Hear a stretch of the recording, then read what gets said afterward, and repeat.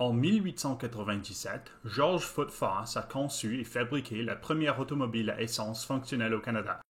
Foss possédait son propre atelier de mécanique à Sherbrooke, au Québec, offrant des services d'usinage et de réparation de vélos. Notre homme s'intéresse à l'automobile après avoir conduit une voiture électrique louée lors d'une visite à Boston, dans le Massachusetts, à l'automne 1896. Il est déçu, mais pas surpris, lorsque les batteries l'abandonnent avant la fin de la période de location.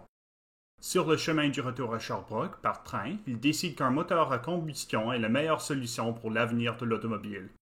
Au cours de l'hiver 1896-1897, George Foss travaille sur une voiture monocylindre de 4 chevaux qu'il achève au printemps suivant. Fabriquée à partir de cadres de bicyclette, de pièces de charrette hippomobile et avec des roues provenant d'un sulky, cette voiture présente de nombreuses caractéristiques qui sont très en avance sur leur temps. Par exemple, le moteur est refroidi par air et monté à l'avant plutôt que sous le siège, pour minimiser les vibrations. De son côté, le mécanisme de changement de vitesse est monté sur la colonne de direction, ce qui ne deviendra courant qu'au début des années 1930. George Foss a conduit son automobile dans les chemins de terre montagneux de Sherbrooke pendant 4 ans.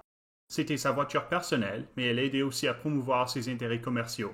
Foss a ensuite déménagé à Montréal, au Québec, où, pendant l'hiver 1901, il a d'ailleurs reçu une contravention pour avoir conduit sur les trottoirs. La voiture est ensuite restée inactive pendant 1 an, avant d'être vendue pour 75 $. L'acheteur l'a fait démarrer sans aucun problème, puis est parti à son guidon, et la Foss Mobile n'a plus jamais été revue. Ron Foss est le petit-fils de George Foss. Sa famille a rouvert ses archives familiales pour documenter les remarquables réalisations automobiles de son grand-père et pour partager cet événement historique avec les passionnés d'automobile et les historiens. Ils ont entrepris de construire une réplique fonctionnelle de l'automobile de leur grand-père. L'objectif était d'utiliser l'ingénierie inverse pour créer un hommage à la Foss Mobile. Foss n'a laissé aucun plan, donc tout ce qu'il possédait était basé sur un examen détaillé des photos originales. Des pièces de l'époque ont été acquises et d'autres ont été reproduites, mais uniquement lorsque cela était absolument nécessaire. Le moteur, le châssis, les roues et la carrosserie en bois proviennent tous de la même période, ainsi que certaines des plus petites pièces, comme la chambre d'essence, la bobine d'allumage et les points d'huilage.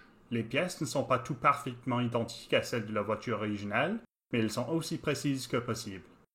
Pour mener à bien cette reconstitution, la famille Foss a conclu une entente avec Legendary Motor Car Company de ressusciter la Foss Mobile en utilisant à la fois des pièces d'époque et des pièces fabriquées.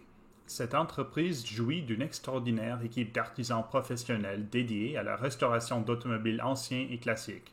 L'assemblage de la Foss Mobile Hommage, comme nous appelons la nouvelle voiture, a nécessité des centaines de pièces, comme la carrosserie, le siège et le capot moteur en bois, ainsi que des coussins de siège, tout fabriqués à la main.